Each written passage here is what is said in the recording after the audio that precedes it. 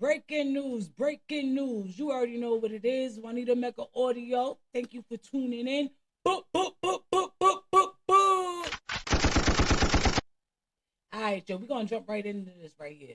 I'm about to talk to y'all with my father right here. Make sure you like, subscribe, Juanita Mecca Audio. Like, subscribe, Unique Mecca Audio. Hit that bell for us. You already know. Let's make it do what it do when it do. Let's jump right into this video, yo.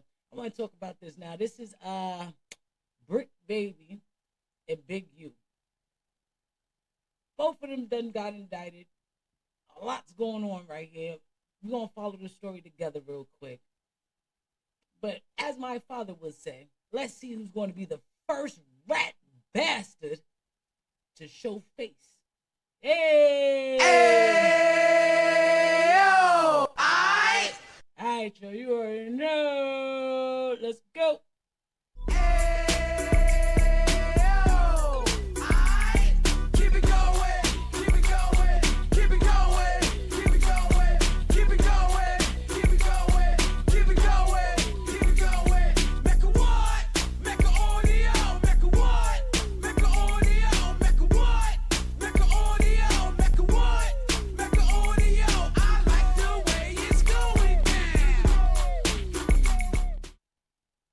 Y'all, you already know, like I said, make sure you like, subscribe. I need to make an audio. We about to jump into this. So let's go take this ride.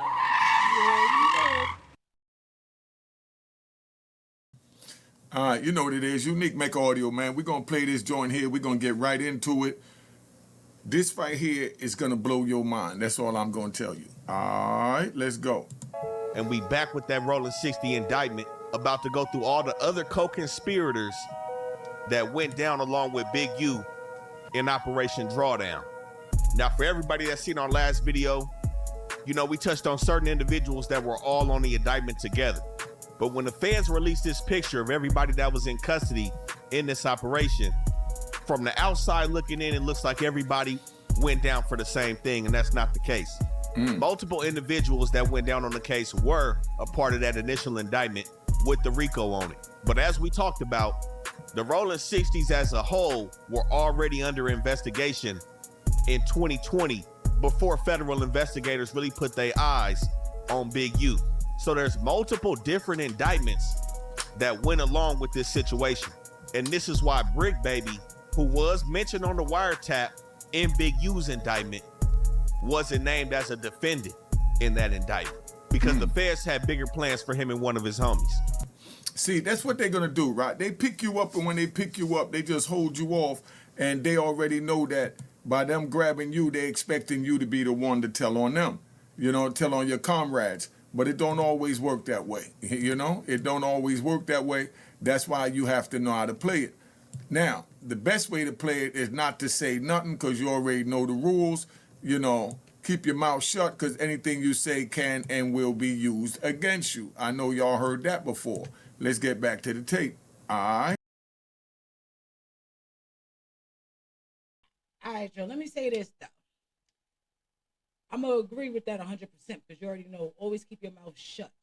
But on the female side, I would say a detective, FBI agent, whatever, they always going to think, because yes, they assume that the female will be the weakest link because, you know, they're going to, obviously, they're going to think that, you know, we want to be out on the streets. Maybe the female got children. Maybe the female not built for prison. Or maybe the female, she already been a rat all her life, you know?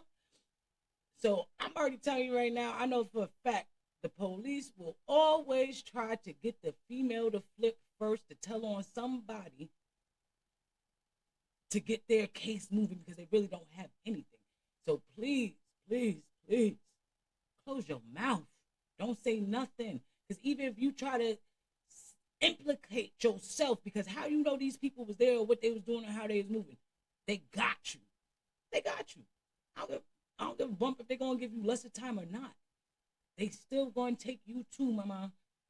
Don't say nothing. Request a lawyer. Say no words. Erase all texts. Erase all emails. Whatever y'all was communicating through, erase it. Matter of fact, don't nothing. You understand? But please be quiet. But because the police, they definitely always think the females is the weakest link. I'm going to tell you that right now. They're real quick to think a female's gonna go switch up and go tell on a dude. But remember something, you're switching up, you're telling on somebody. How do you know that? So you're implicating yourself that you was either there, you had some type of part of it, some knowledge of it before it went down and or after. Chill out. Don't speak. Close your mouth. You know what I mean? Let them wonder. Let them figure it out. Why we gotta make cases for them, right? Understand me? And let's jump back into it. You already know. Let's continue to take this ride.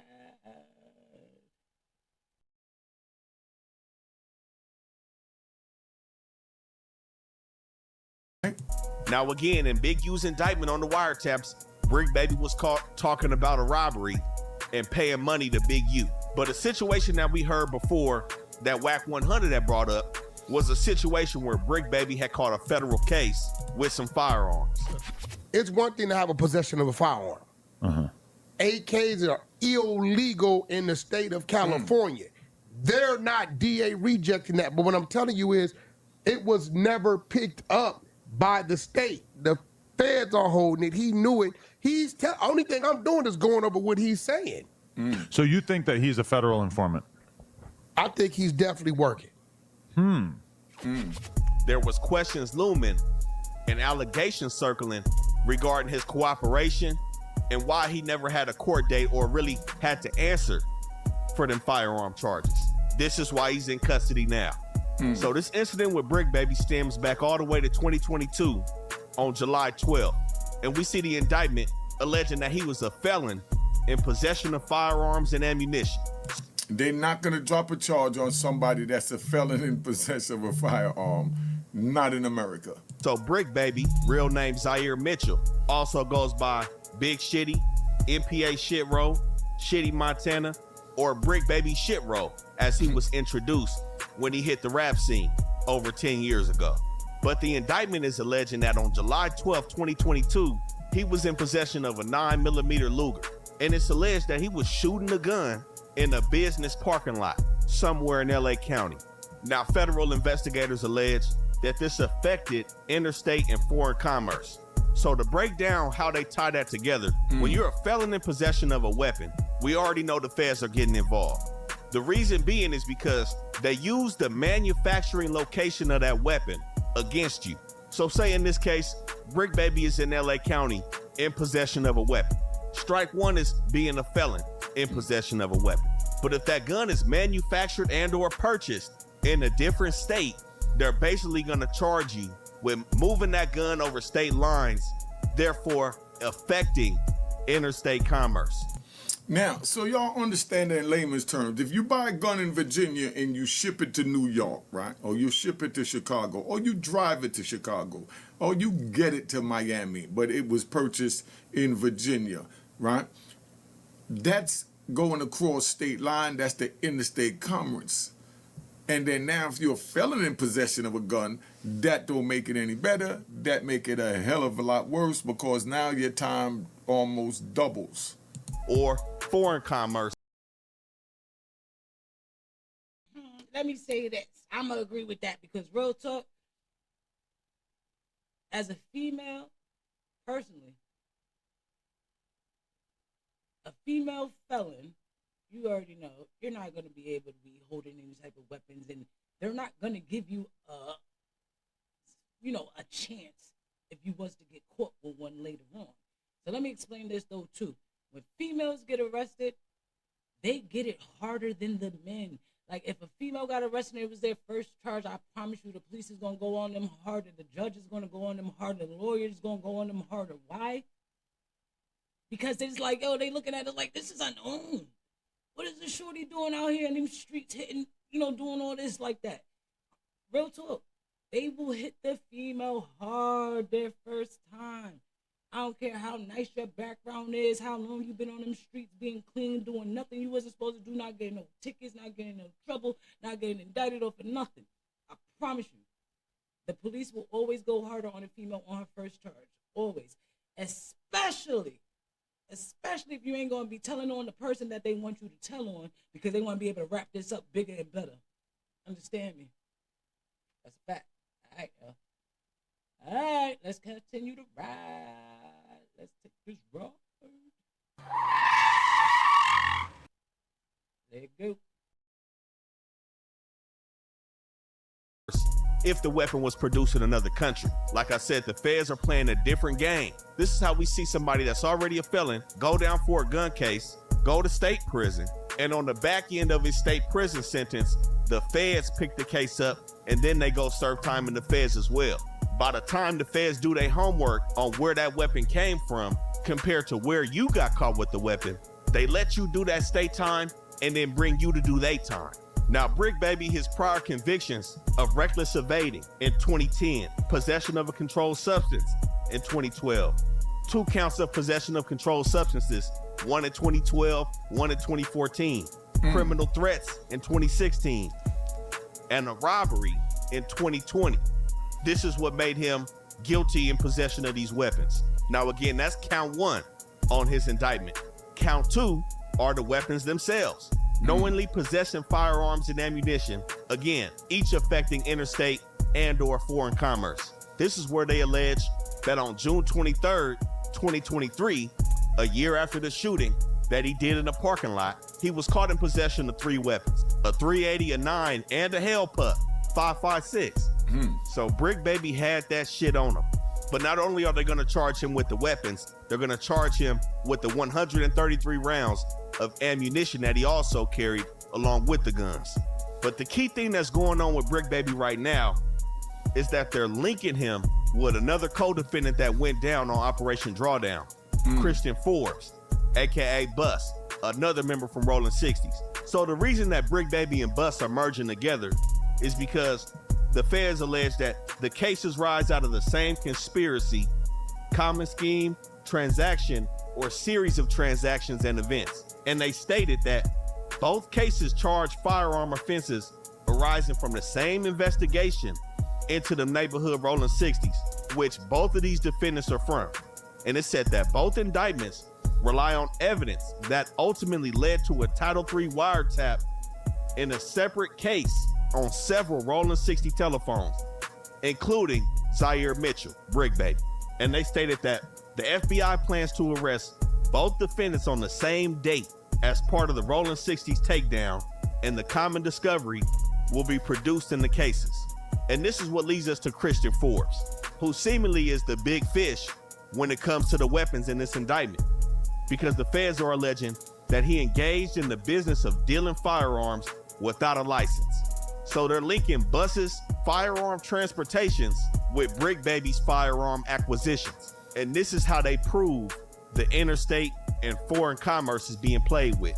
They have the man that's bringing the weapons from wherever, out of state, and they have Bricc, baby, receiving weapons.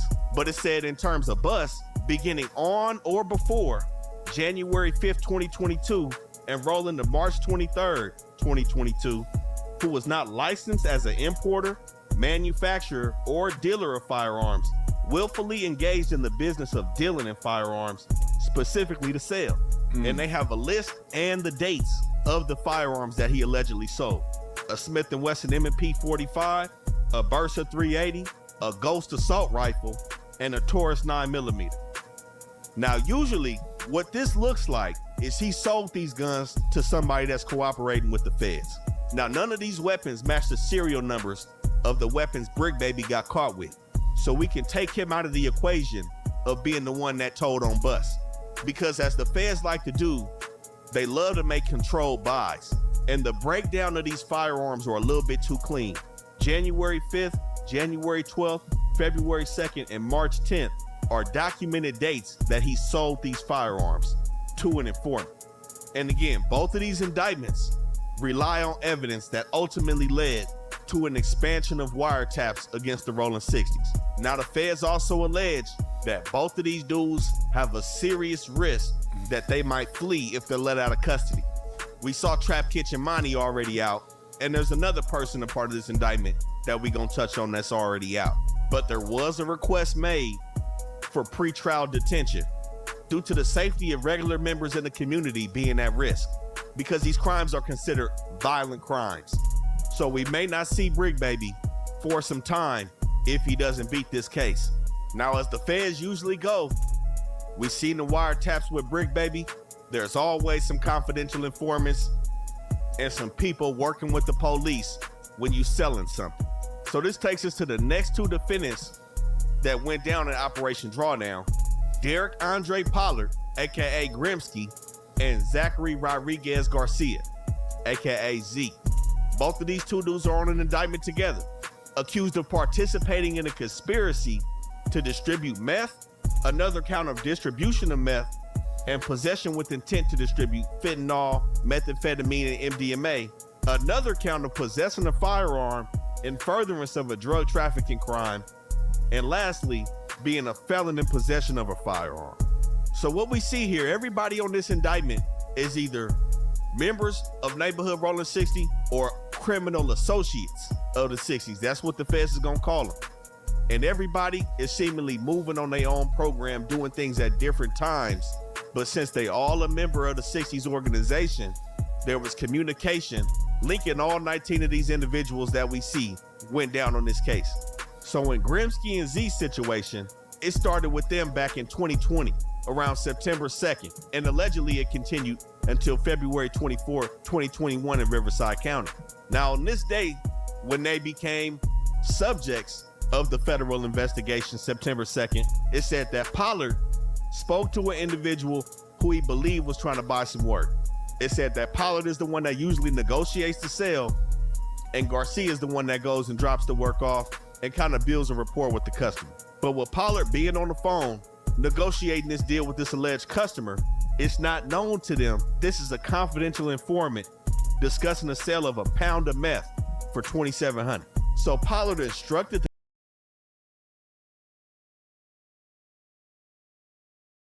Hold on. Did we just hear that right? Did they say that Pollard, he's the one that usually, gets the thing started with people or whatever before they make the move? So he didn't even know this informant, right? He thought he was just somebody that was just, trying to cop. But cop that much weight? You don't know this man? Who introduced you to him? Why you didn't go meet this man face to face to even see how he was moving, how he was acting, how he was looking, like what was really good? Why you ain't even pay $1.95, and sometimes it's even 99 damn cents, okay? Because me as a female, I know I'm a detective. You understand me? I don't give a bump if it's about drugs, about my relationship, and I'm a detective on anything that I need to know the truth and the facts on.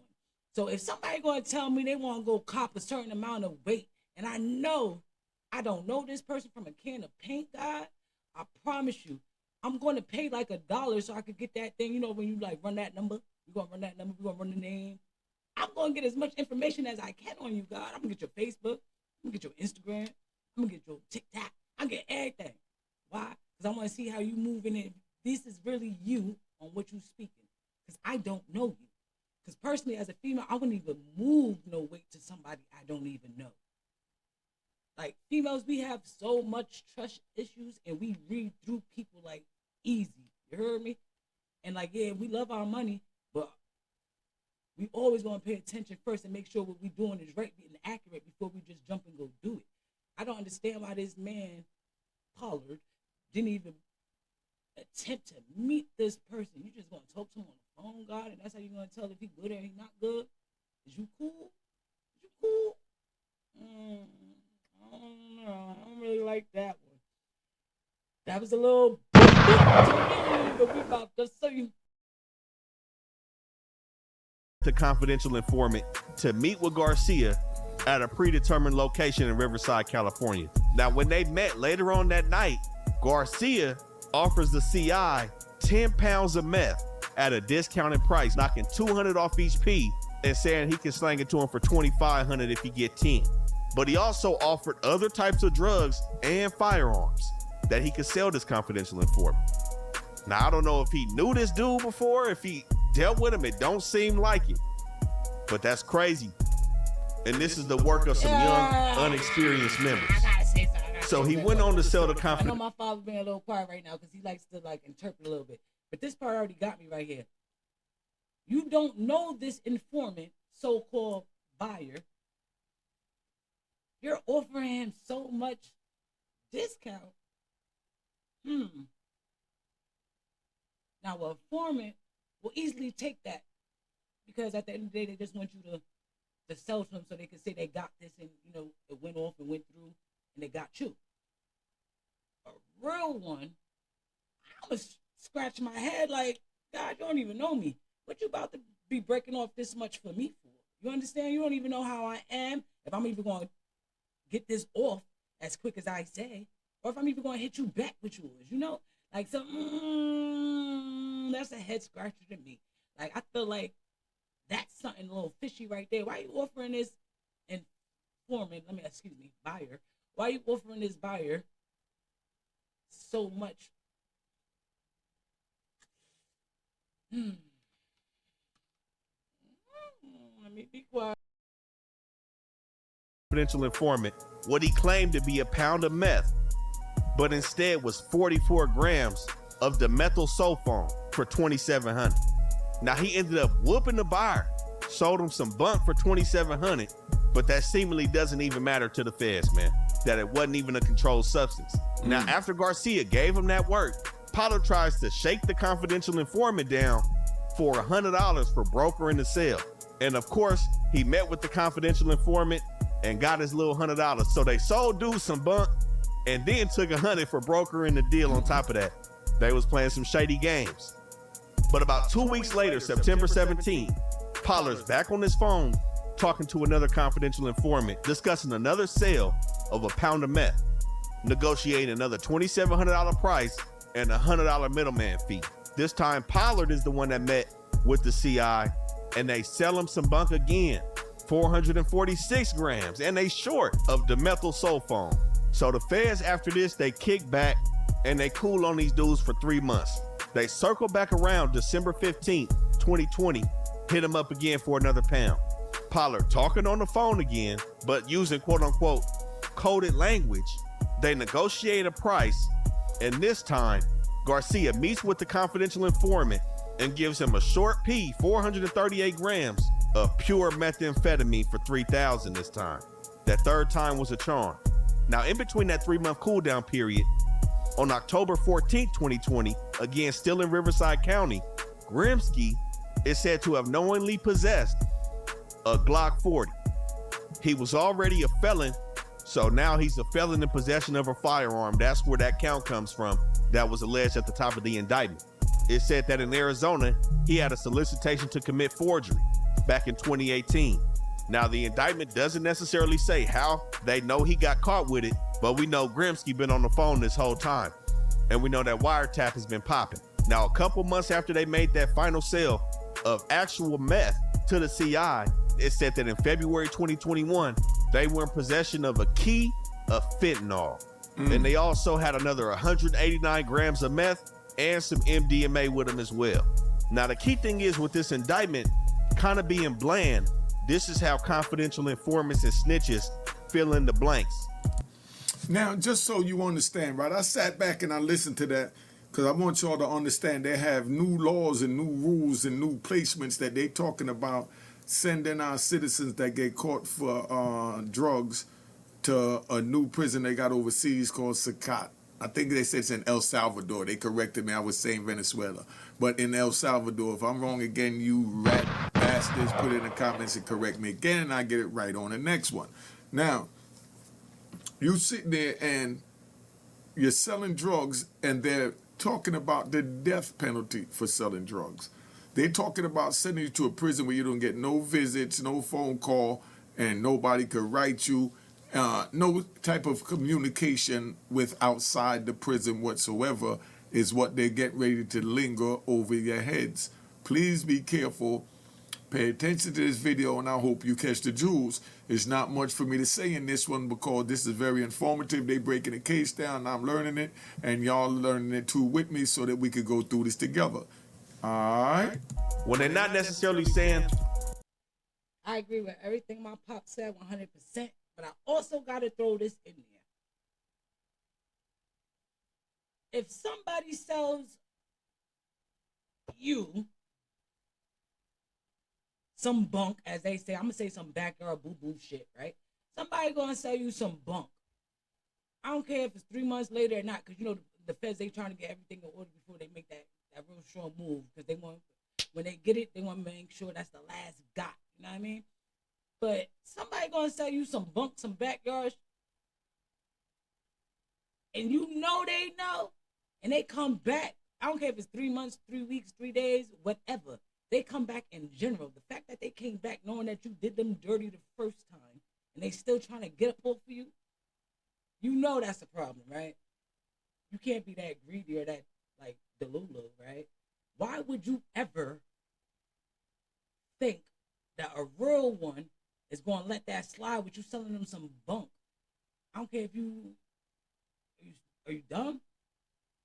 Because I already know if my money gets like frazzled and I thought I was going to go get some, I'm going in hard. Ain't no ifs, ands, buts, or maybe. So I'm confused why that went down like that. But everybody thinks a little bit different, I guess. But I will never go back to get from anybody I know that gave me anything that wasn't right when I know what I was trying to get in the first place. And as a, common sense, why the heck would I go sell to the same person that I knew that I played them the first time? Like, that makes sense to you, God? That's dodo like a mug. I don't know. Like, I swear I wish I had a clown button for these mugs so that I was boop. All right, Joe, let's get back into it, because that's great to me. They were stopped with this work. They got caught with it. They was arrested with it. Either they was talking on these wiretaps, saying how much work they got, or somebody's telling. And this is how these two dudes got their faces on this Operation Drawdown board, due to their connection with the 60s. Now, the next person that's also in custody on this indictment is Joshua Holly. Now, he seems to be one of these criminal associates of the 60s that I spoke on. They're not putting him down as a full-fledged member, but he also went down for the same thing as Grimsky and Z. Distribution of methamphetamine, carrying a firearm during and in relation to, and possessing a firearm in furtherance of a drug trafficking crime. I think the only thing working for this dude is he wasn't a felon in possession of a gun. But on March 11, 2021, they got him presumably on wiretap, knowingly and intentionally distributing at least 50 grams, which came out to be 423 grams of meth. Now, the indictment doesn't allege that he was dealing with a confidential informant or a confidential witness in this case. So again, I have to stress that the wiretap and the hundreds of hours of conversations that they have is going to play a pivotal role in pushing these guys towards a plea deal when they see exactly how much evidence they have against them. April 1st, 2021 looked just like March 11, 2021, where they got this dude selling 435 grams of methamphetamine. Both of those situations were in LA County. And on the April 1st incident, it's alleged that he possessed a firearm while he was selling that work to somebody. They have him again on April 27th, selling 443 grams of meth. So as you can see, they've really been building this case for a long time. Again, they started watching Big U February of 2021, but they already had these wiretaps set up on these dudes back in 2020. And I'm gonna say, if Big U didn't allegedly kill Rayshawn Williams, this would be a pretty uneventful indictment for the feds. They'd have Bricc, baby, but it wouldn't be this big. Now, the next person that went down on this case was Ron Antoine Britton, aka Ronnie Mac. The feds are alleging that he was possessing with intent to distribute cocaine. And like many other people in this indictment, he was in possession of a firearm, in furtherance of a drug trafficking crime, and also a felon in possession of a firearm and ammunition. So we have Ronnie Mac on January 31st, 2024, allegedly intentionally possessing with the intent to distribute cocaine. Now, it doesn't say he sold it to anybody, so more than likely, he was caught with it. And he was probably somebody that also participated in conversations on the wiretap, so they glued him into this federal indictment. But even if he wasn't, being a member of the 60s and being a felon in possession of this firearm, they was gonna throw him in there anyway, because they caught him with the gun when they caught him with the powder. Now, he had multiple firearms. He had a Glock 26 and another Ruger 9mm when he went down. Now, just like Bricc, baby, they charging him with the ammunition as well. He had over 30 rounds of 9mm ammo while being a felon. Now, this dude right here, this is a fraudulent dude right here. I don't know the details of this situation, but Ronnie Mack was previously convicted of having sexual intercourse with a minor and 2 counts of false imprisonment, as well as an attempted possession of a controlled substance. I don't know what an attempt in the possession is, you know what I'm saying? But the minor charge, what was he even doing in this mix anyway? Maybe that's why he's on an indictment on his own. But yeah, Ronnie Mack on some foul shit. Now the next 2 dudes that we saw also go down on this indictment are Denavian Hughes and Lamont Green. Now both of them had the same charge, but they are charged separately on their own individual indictments. And that charge is the same as probably 80% of everybody that was outside of the RICO, a felon in possession of a firearm and ammunition. Now, Denavian Hughes was found to have 2 9mm pistols and 20 rounds of 9mm ammunition on May 9, 2023. Now, it's alleged that he knowingly possessed these firearms, despite the fact of previously being convicted of forgery in 2001, possession with intent to distribute a controlled substance in 2008, and the unauthorized use of personal identifying information in 2008. And on January 31st, 2024, Lamont Green was in possession of a .38 revolver, and for some reason he had hundreds of rounds of different types of ammunition, not just the .38.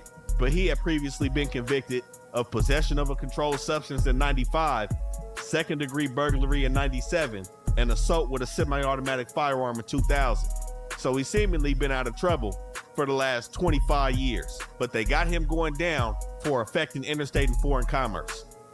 Now, there is an individual on this case, Tion Devon Jones, aka Blueface, who seemingly has only went down for a violation based on a federal charge that he caught in 2009 on a conspiracy to distribute a controlled substance and possession with intent to distribute methamphetamine. Now, he also had a violation in 2019. So the details surrounding his current situation and being a part of Operation Drawdown is somewhat mysterious at this moment. But 2 dudes on this case are 2 people that I would put my money on that are gonna end up snitching. We got the starter everybody's been paying attention to, Fuck Juan and Brian Perez Mejia. Those 2 dudes now, I don't want to necessarily put a jacket on nobody, but everybody else other than Jaquan Lee Smith, JJ, has some paperwork.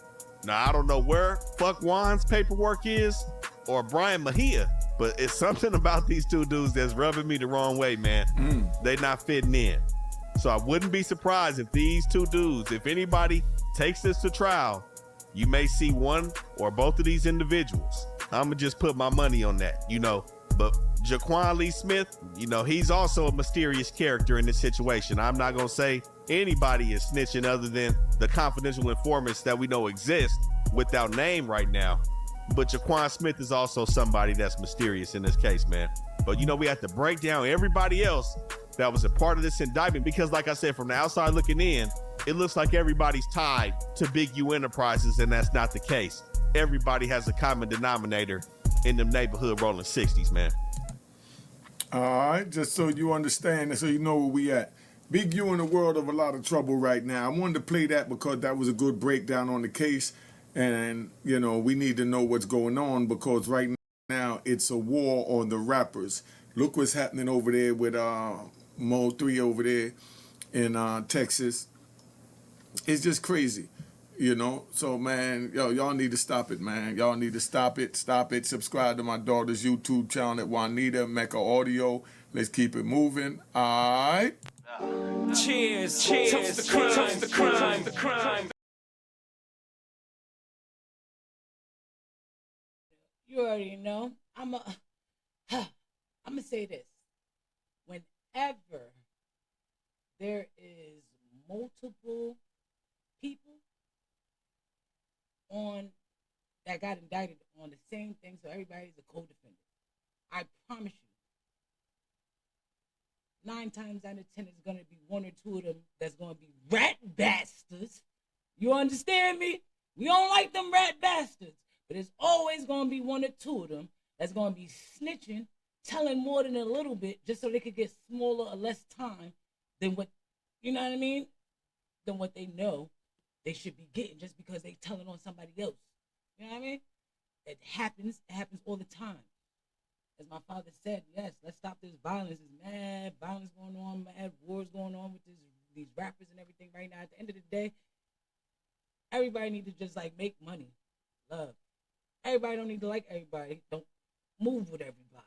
You know what I mean? But just make your money, God. Make your money. We ain't got to keep going at each other back and forth because at the end of the day, there's nothing great about being locked up. There's nothing great about having a family member or somebody you love done. You understand? Unlived. Is that what we be saying now? It's like all these new words, unlived and shit. I be hearing it's all different. But like, real talk.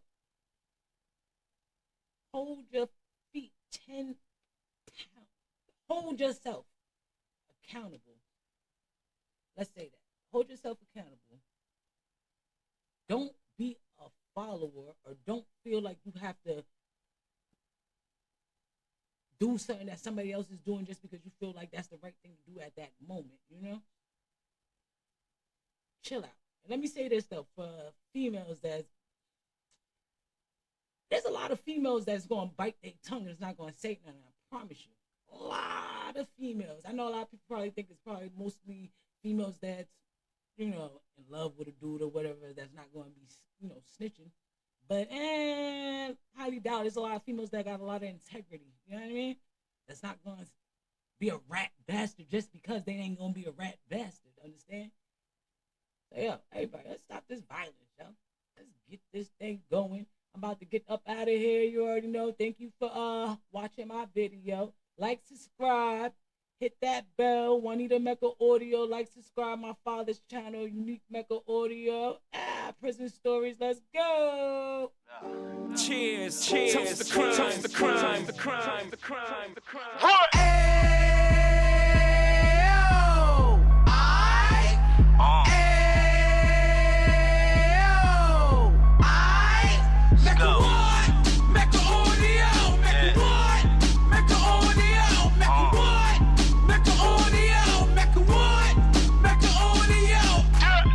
Fresh out the can of 26, yeah. He back on the strip, getting back in the mix. Yeah. What he mentions a gift. You stand up 10 toes down, and I suggest you pay attention to this. Real. Take a little gully posse and put it in Harlem. He cut from the bottom, came up from the bottom. Drop the book, you should go and get it. The Instagram page and the YouTube, you could go and visit. Yeah. Then you could consider yourself LinkedIn. Real. Sit front row and get Jews from a kingpin. How he went through it, so you ain't gotta go do it. To not pay attention would be stupid. Talking about a man that probably put your grandfather on. Probably the reason that him and your grams got along. A man that generated millions on the block, did his time, never squilling to the cops, Mecca Audio.